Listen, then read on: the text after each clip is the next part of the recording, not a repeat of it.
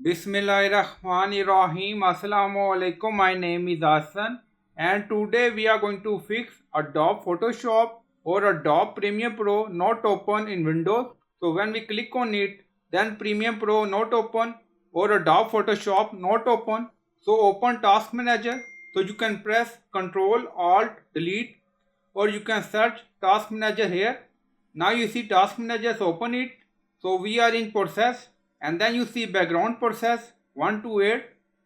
If your Adobe Photoshop or Adobe Premiere Pro not open in Windows, then you can see Adobe Photoshop or Adobe Premiere Pro here in background process and then select like this and then click on end task. After that, background process remove from task manager and then your Adobe Photoshop or Adobe Premiere Pro will open easily again. So in background process, click on Adobe Photoshop or Adobe Premiere Pro and then click on end task.